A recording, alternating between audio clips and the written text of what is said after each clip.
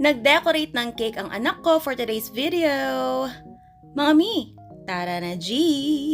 Birthday ng father-in-law ko nung minsan, kaya ayan, pinagawa namin siya ng cake. At ang request ng aking anak na si Jet ay gusto niya na siya ang mag-decorate ng cake. Kaya ito, ayan, tinutulungan ko siya or ina-assist ko siya na mag-assemble ng cake dahil gustong-gusto niya talaga yung pagbe-bake at pagde-design. Kung naaalala ninyo, nag-post ako dati na gumawa siya ng mga fondant details at yung Barbie cake natin, puro siya ang gumawa ng mga fondant details. At ngayon naman, gusto niya siya ang magde-decorate. O, diba? Banggahan. Amazing! Ang size ng cake na ito is 6x3 and ang flavor niya is Choco Moist with caramel filling. At syempre, ang ginagamit nating frosting dito ay ang pangmalakasang ACC whipping cream na napaka-stable, napakasarap, lasang vanilla ice cream. Wow naman! As a nanay, nakakatuwa yung kapag natutulungan natin or nagagabayan natin ang mga anak natin sa mga bagay na gusto nilang gawin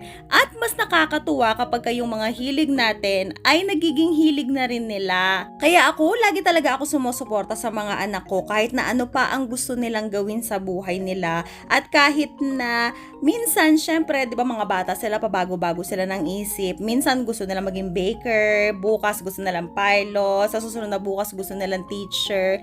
Lagi ko lang sinasabi sa kanila na kahit ano ang gusto nilang gawin sa buhay nila, nandito lang ako nakasuporta sa kanila at gagabayan ko sila. Na kapag may mga oras na nagkakamali sila at may mga bagay na gusto nilang gawin pero hindi nila magawa-gawa, ay okay lang yon. Minsan okay din ang mag-fail, minsan okay lang din ang umiyak.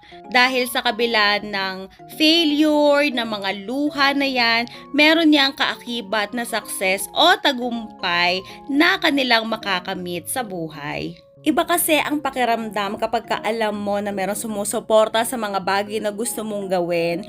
Nakakagaan siya ng loob and at the same time, alam mo na meron kang pupuntahan, meron kang sandigan kapag dumating ka sa punto na down ka at sa tingin mo nagfe-fail ka, merong isang tao na susuporta sa'yo at ili-lift up ka, di ba? Kaya as a nanay, pinangako ko talaga sa sarili ko na lagi kong susuportahan at gagabayan ang mga anak ko. Lagi ako nandito para sa kanila at lagi kong ipapakita sa kanila na kahit na ano pa ang mangyari at kahit ano pang maging desisyon nila sa buhay, meron silang nanay na uuwian sa bahay.